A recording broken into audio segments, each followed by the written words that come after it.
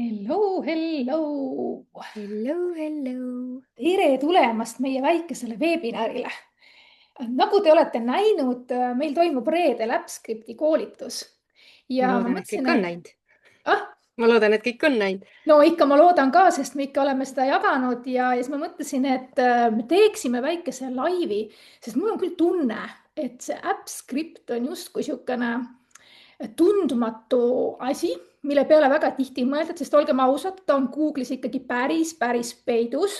Mhm. Ja mul on hea meel tegelikult, et Jaanika üldse on valmis tulema meile väikest töötuba tegema, sest tema on süüdlane selles, et mina üldse AppScripti sõna tunnen ja paari asja olen seal ka teinud. tere tulemast, Jaanika. Tere, Õnnel, aitäh, et sa kutsusid. Ja ma räägin lühidalt, kuidas siis, mida mina olen teinud. Me jagame siin mingeid oma mõtteid. Jaanikal on kindlasti tegelikult hästi palju neid mõtteid, aga lühike pooltund on selleks ilmselgelt vähe. Ja nagu ma ütlesin, siis Jaanika oli see, kelle videotes kuskil ma nägin sellist asja nagu AppScript. Ja 2 aastat tagasi, kui ma assistendikooli juhtimise üle võtsin, siis väga paljud meist hoiavad oma dokumente mõnusalt Drive'is, kõik see andmevahetus käib sealtkaudu ja mitte keegi ei mõtle selle peale, et ühel hetkel oleks vaja need dokumendid üle anda ja siis läheb juba päris crazy'ks see asi. Ja niimoodi oligi, et meil oli ikkagi sadu dokumentide omandiõiguseid vaja üle anda ja siis mul oli postkast täis kiri. Ma mõtlesin, et mis saab, et ma pean võtma assistendi, kes hakkab mu postkasti vaatama, sest see ei ole niimoodi, et ma märgin nad loetuks, ma pean päriselt käima tegemas neid liigutusi, vastu võtma. Ja seal on ju kaustade sees on veel dokumente, oi-oi kui palju. Et ja siis ma mõtlesin, mida pekki, et kuidas ma saan hakkama ja siis just õigel ajal, Jaanika, ma isegi ei mäleta, mida sa näitasid, äkki oli sul mingisugune praktikaga seoses mingi AppScripti teema?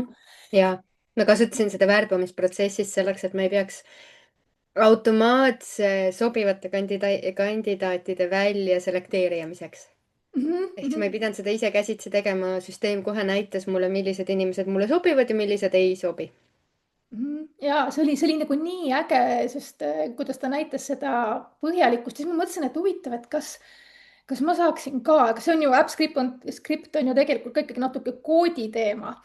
Mhm. aga ma ütlen, kui täna ei oleks chat GPT-d, ma arvan, meil oleksid väga paljud asjad tegemata. Ma ei tea, Jaanika, kas sa teeksid ilma chat GPT-ga AppScripti, paneksid toimima või? Oi, see on nii hea küsimus. Mina tegelikult sain AppScriptist teada siis, kui ma just alustasin virtuaalse assistendina ehk siis Okei. 3,5 aastat tagasi. Mul ei olnud tegelikult isegi oma esimest klienti veel. Ma lihtsalt sain teada, mida virtuaalse assistendi amet tähendab ja siis ma nägin ühte Aasiast pärit noormeest, tõesti hästi noor. Ta on praeguseks 21-aastane, no siis ta oli mingi 17 onju ja tema kirjutas koodi ja AppScripti koodi ja aitas sellega siis administratiivsete ülesannetega ja mul oli mitu aastat tööde nimekirjas see, et ma õpin JavaScripti koodi selgeks. Mu mees on IT-s ja tema ütles, et tema ka JavaScripti ei oska, et see on nii keeruline, et temal on Pythonid ja asjad onju. Ma olen mitu korda endale Coursera's või kuskil Udemy's kursused juba, aga ega ma ei saanud seda selgeks, ma pigem võtsin selle noormehe, ta hästi lahkesti jagab, onju. Et neid AppScript'e studeerisin, mida ta seal teinud oli ja siis ise kirjutamisega küll hakkama ei saanud. Ma proovisin seal nagu niimoodi, et ma muudan mingi ühe parameetri või panen ühe mingi asja ja vaatan, kas see siis toimib. Et siukseid pisiparandusi ma tegin tegelikult enne, kui chat-GPT tuli. Aga seda, et nüüd võtaks kätte ja kirjutaks nullist ja see minu arust ongi võlu, et tegelikult ei pea alustama nagu see noormees, kes oli õppinud programmeerimist ja hakkas AppScripti kirjutama ja siis isegi mitte nii nagu mina, et kus ma studeerin kellegi teiste omi ja julgen seal ainult lõigukest ära vahetada, vaid praeguseks ikkagi ai kirjutab kõik mu AppScriptid ise ja ma kasutan neid tõesti nagu igapäevaselt suurteks automaatikateks, väikesteks laiskadeks sammudeks. Päris palju kavalusi on selle AppScriptiga saanud ära teha. Ma isegi tean, kellest sa räägid, ma arvan, et ma olen teda ka jälginud ja mul tuligi meelde, et tegelikult ma temalt ilmselt sain võib-olla kõige esimese AppScripti koodi, et saaks Drive'i dokumentidele sisukorrad. Mhm. Et see Täpselt minu seesama noormees. jah, okei et siis oli ka, et vau, et mul on Drive'is mingi sisukord, ma ei pea otsima või mõtlema, kus mul need asjad on, onju. aga noh, nagu ma ütlesingi, et mul tuli terve hunnik neid kirju sinna postkasti ja siis ma mõtlesin, et okei, et Jaanika näitas sellist asja, et kas see on ka võimalik. ja ma läksingi ai-ga suhtlema ja saate aru, ta tegelikult lõi mulle sellise võimaluse, kus taustal siis see AppScript kõigepealt kontrollis seda kirjasaatjat, kontrollis seda praegust omanikku, siis kontrollis, kas see meiliaadress, kellele tuleb üle anda, on õige, siis ja siis ta võttis vastu ja ta eemaldas ka vana omaniku. Mhm. Ehk ta tegi kõik need asjad, mida ma oleks ilmselt, ma ei tea, selle dokumendi kuhja all võib-olla, ma arvan, kuu aega, sest muid töid oli ju ka vaja teha.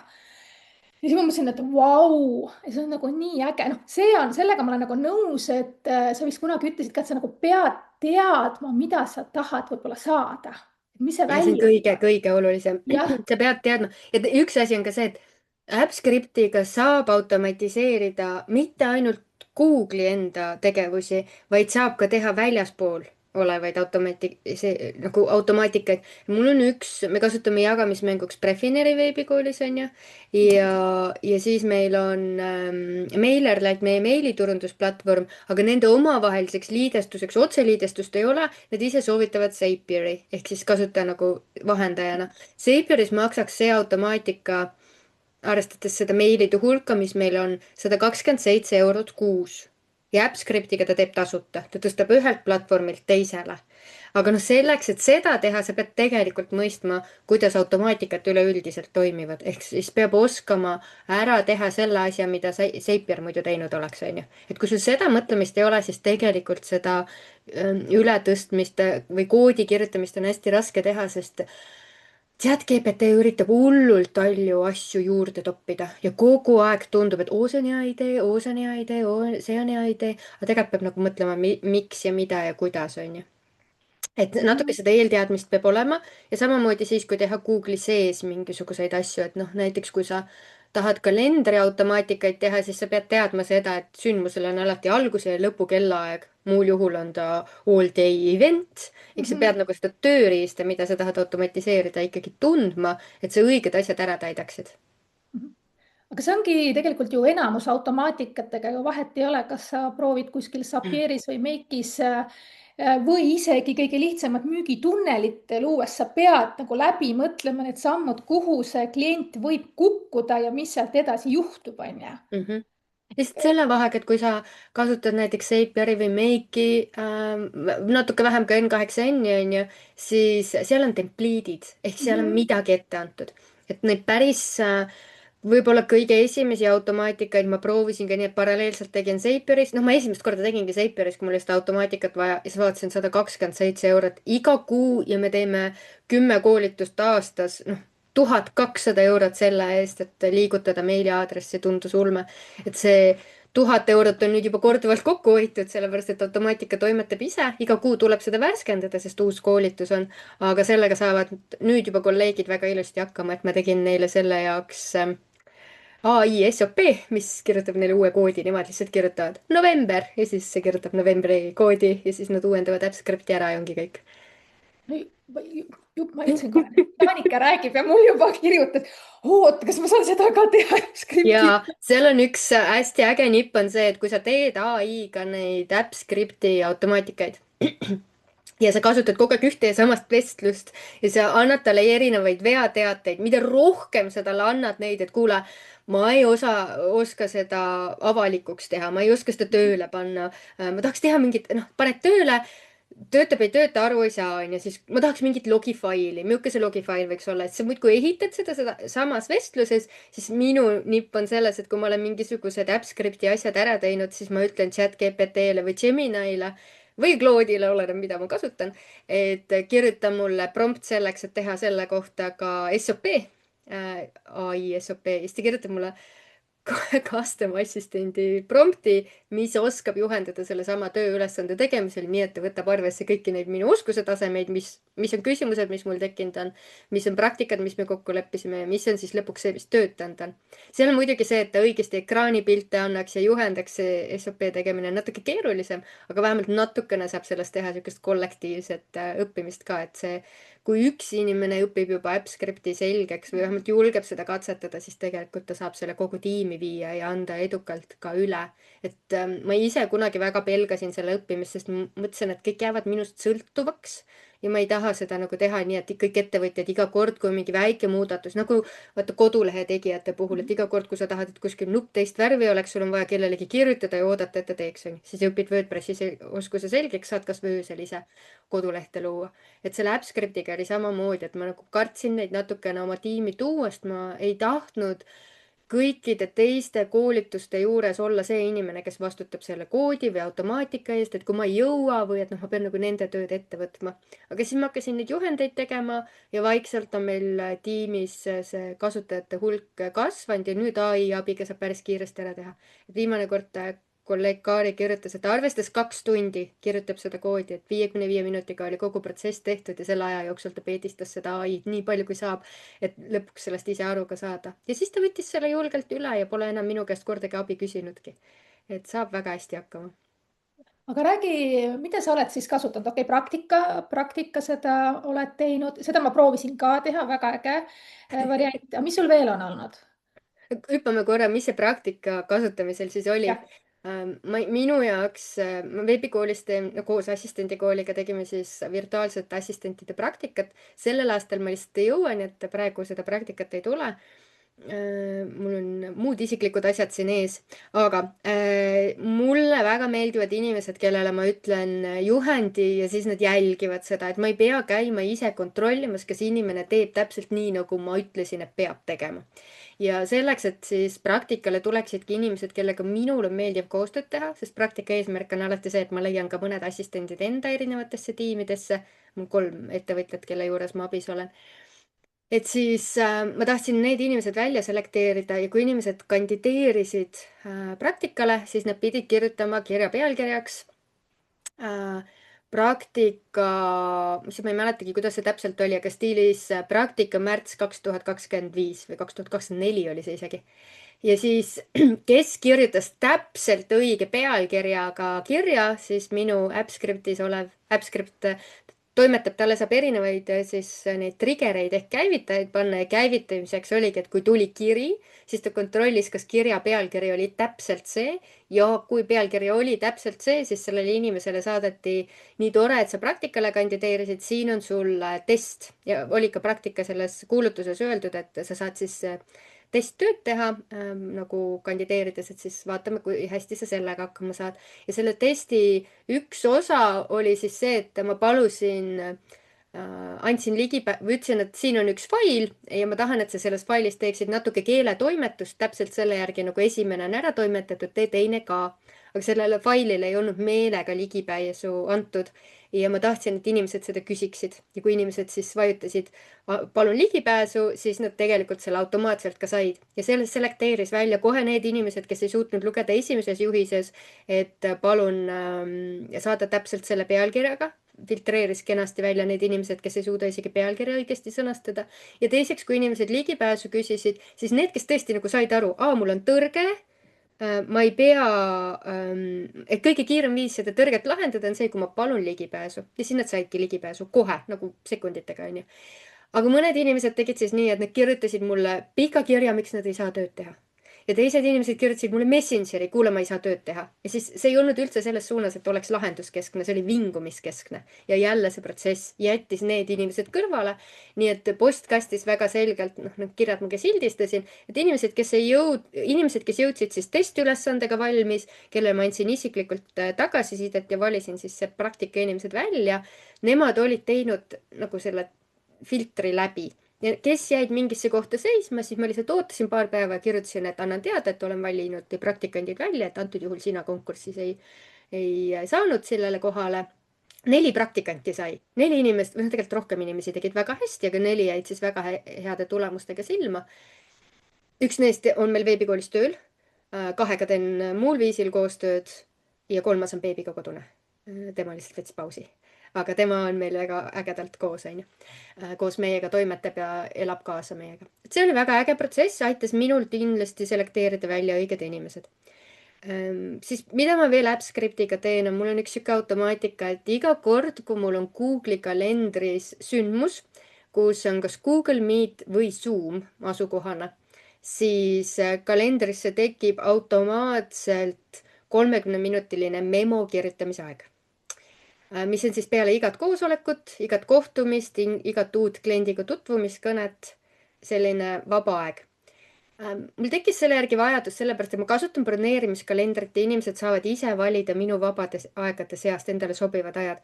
ja mõnikord on nii, ma samal ajal vaatan siin kalendrit, lepin kokku kellegagi mingi külaliskoolituse, siis tuleb sinna see konsultatsioon ja ma ei saagi aru, et mu tööde koormus läheb liiga suureks ja siis ma teen kliendiga kõne, ütlen talle, ma saadan sulle siis peatselt kokkuvõtte, millest me rääkisime, noh, seda teeb ai, aga ma pean selle kliendile ikka saatma ja saadan sulle lubatud asjad.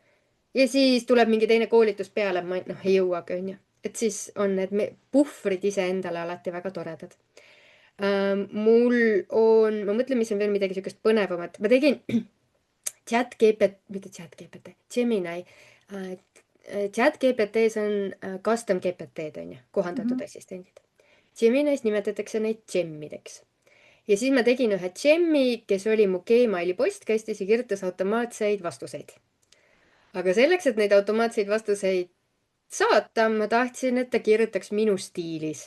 Ja siis ma kirjutasin AppScripti, salvesta Google Sheetsi tabelisse kõik minu viimase 2 aasta välja saadetud kirjad. Ja siis ta tegi selle minutiga ära, alla 60 sekundi läks. Ja siis ma andsin sellesama Google Sheetsi faili Geminile ja tegin Gemi, ütlesin, siin on minu stiilijuhis, vasta kõikidele kirjadele nii, nagu mina vastaks. Ja see töötas ülihästi, sellepärast et üldiselt ta sai minu saadetud kirjadest kätte ka selle knowledge base'i selleks, et sisuliselt vastata. Ja ma seadistasin ta kõiki kirju vastama, sellepärast et mul ei olnud võimalik sildist nagu, et ta uudiskirjadele ei vastaks. Kõik, mis inbox'i tulevad, vasta. Ja Musta Reede raames tulid hästi paljud pakkumised läbi, sest need kasutasid teist meiliaadressi. On ju, et kui teil on võib-olla info, et assistendi kool, siis Musta Reede ajal saadad õnnele, et assistendi kool, et äkki siis läheb spämmirobotist läheb sinna promotion kausta asemel tavalisse mailbox'i, on ju. Ja siis Musta Reede raames hästi paljud uudiskirjad said läbi. Ja ma ei lugenud mitte ühtegi uudiskirja, ma vaatasin, mida minu see Gem vastanud oli ja siis ta oli kirjutanud osadele, aitäh, see ei paku mulle huvi, sest see ei lähe minu fookusega üldse kokku. Mina keskendun praegu näiteks Google'i tööriistadele, mitte Make'i automaatikatele. Et noh, Make'i ja Zapier ja nii edasi. Ja see oli hästi huvitav, sest ta kirjutas ja analüüsis ja teadis, kuidas mina vastan, mida mina vastan, mida mina väärtustan ja vastas kõikidele, noh, mustandina. Ma ei saatnud talle ise, et ta ise ära vastaks, sellepärast, et seal on alati oht, et ta valetab, on ju. Et ta pakub välja, et kohtume homme kell 10, aga mul juba tegelikult on midagi ees. Et seda ma tegin siis ise. Ma mõtlen, kas on veel midagi, mis võiks sihukest samasugust vaud tekitada. Minu jaoks oli see täiega vau, kui vähem kui minutiga oli automaatvastaja loodud. See oli nagu, mida? See on tulevik. Minu stiilis, minu teadmiste baasiga. kas sa midagi sellist oled ka kasutanud, kus sa paludki mingi meilifaile panna Drive'i kaustadesse, konkreetsetesse kaustadesse või mingeid liigutamisi teha? Ei ole, saab teha seda, et ta salvestaks näiteks kõik su arved kausta. Mul on see lugu, et ma olen nii väike ettevõtja, mul on nii vähe arveid, et ma tahan ise oma arvetel silma peal hoida. Ehk siis kõik arved, mis sisse tulevad, ma käsitsi salvestan õigesse kausta. Aga Gmailis see on hästi lihtne, sellepärast et kui sul on manus kaasas ja sa selle manuse juurde lähed, nagu lihtsalt hiirega selle peale, siis tekib sul 2 väikest nupukest. Salvesta Drive'i, laadi alla. Ja siis ma salvestan sealt Drive'is otse sinna õigesse raamatupidamise kausta. Et mul on raamatupidaja, Triin, täiega soovitan, kõikidele. Et Triin siis teeb mu raamatupidamist, tema kannab need kõik sisse, aga mina ise salvestan need siis otse Drive'i.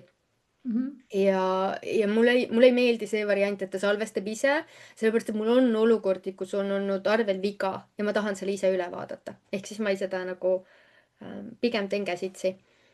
Või siis, kui on mingi maksehäire, vaata ta muudkui salvestab automaatselt.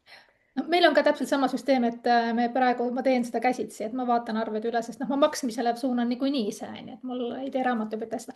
Aga ma mõtlen, et praegu, et mis võib olla mingi järgmine asi, mis sul tundub, et seda võiks veel katsetada, kuigi täna on ju olemas, eks ju, Google'il see stuudio variant ka. Kui palju need omavahel kattuvad? see stuudio on üliäge, ma arvan, et see on tulevik. Kui ma otsustasin tegelikult juba 2 aastat tagasi, et ma keskendun ainult Google'i tööriistadele, et hoian ennast nii kursis sellega kui vähegi võimalik, siis ma ikkagi pidin automaatikaid, Make'i ja Zapier'i ja muid juurde õppima. ja nüüd siis Google Workspace Studio, on ta täisnimi, on Google'i enda automatiseerimise keskkond.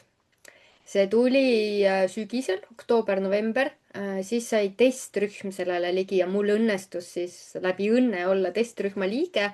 ta oli väga-väga võimekas ja seal sai tõesti teha väga ägedaid automaatikaid.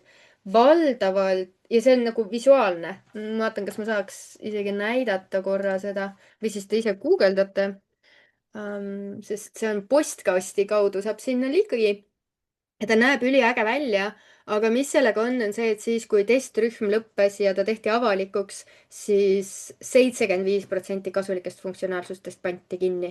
sest need olid nii kasulikud, et nende serverid ei pidanud koormusele vastu. ma arvan, et see oli tegelikult test, et nad tahtsid näha, mida laiem publik teeb, onju. ja nüüd nad teavad, kuhu fookus panna. ma jälgin Google Workspace'i Discordis, ma olen nende see kogukonna liige.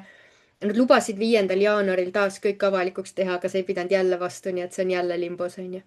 et seal sai teha automaatikaid ju valdavalt Google'i tööriistade sees, aga oli olemas webhooki võimalus, et siis ühendada ka erinevaid programme. et kes automaatikast natuke teab, siis webhook on väga võimas viis, kuidas andmeid liigutama panna. API võimalust ehk sa ühendaksid nagu selle võimaluse kaudu seal veel ei olnud, aga loodetavasti oli tulemas. aga juba fakt, et sa said teha Google'i tööriistades asju, mida või praegusel hetkel veel ei saa teha nagu teiste tööriistadega, see oli ikka ulme. noh, seesama, et Gem vastab postkastis. Gemi postkastis AppScriptiga vastama panna ei saa. seda ei ole võimalik teha või noh, on, aga see on hästi keeruline ja see autentimisvõimalus aegub, nii et sa pead põhimõtteliselt oma automaatikat kogu aeg töös hoidma, et sellel ei ole mõtet. Aga kui nüüd 5. jaanuaril ei tulnud see stuudio uuendus uuesti tagasi, nii nagu nad lubasid, siis nad see-eest on hakanud andma niimoodi jupikaupa, et millega nad siis tegelevad. ja nüüd eelmisel nädalal Google Workspace ise ütles, et tuleviku megakombo on Google mitte ai stuudio, vaid Google Workspace stuudio, need on 2 erinevat asja, pluss AppScript. ehk siis nad ise näevad, et nad ei kavatse AppScripti mitte kuhugi ära kaotada. pigem nad hakkavad seda just võimendama, pigem nad ehitavadki selle oma väga vinge süsteemi sisse võimekuse AppScriptiga täiendada kõike seda, mida nad ei suuda ise välja arendada, et sa lihtsalt kirjutad koodi ja ta teeb ise.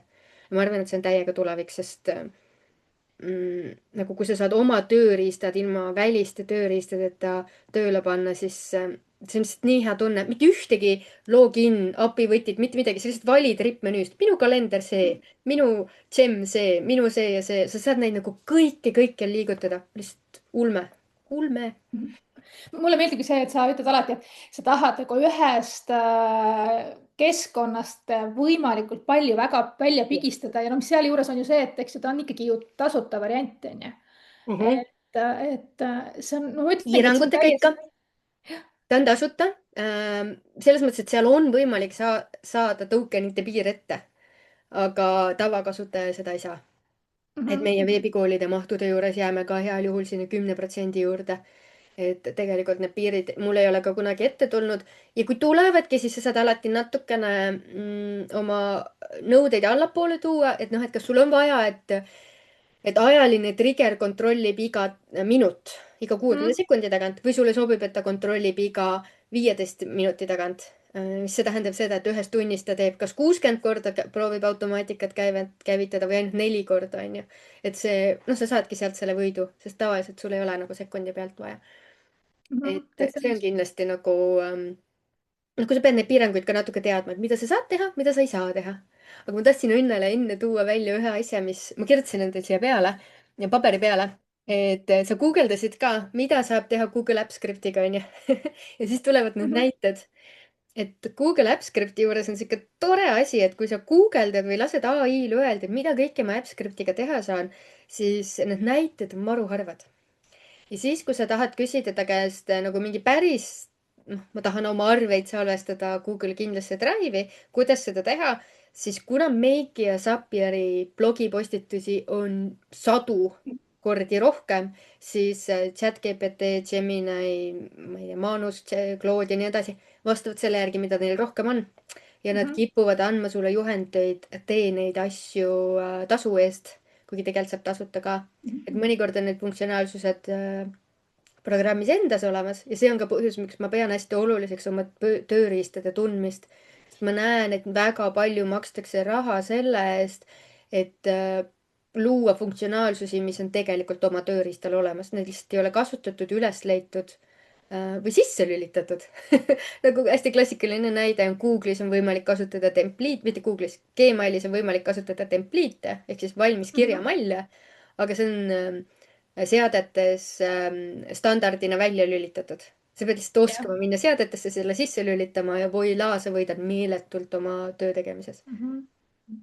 no ma ütlengi, et nii palju on tegelikult ikkagi niisugust teadmata ala ja noh, eks me lähemegi kaasa vaata sellega, mis hästi palju kuskil kajastub, on ju, küll Mhm. need vibe code imised, küll Mhm. igasugused make'id, Zapierid, et noh, kes rohkem karjub, on ju, seda märkame ja kohe lähemegi ja siis Mhm. me jätame selle enda keskkonna tegelikult tahaplaanile, sest meil justkui nagu ei ole aega seda õppida tundma, samas me läheme kohe, võtame selle teise, maksame ja siis lahendame sellega probleeme. ja, ja katki lähevad need igal juhul, parandama pead igal jah, juhul, ega see on jah. ikkagi pikk protsess.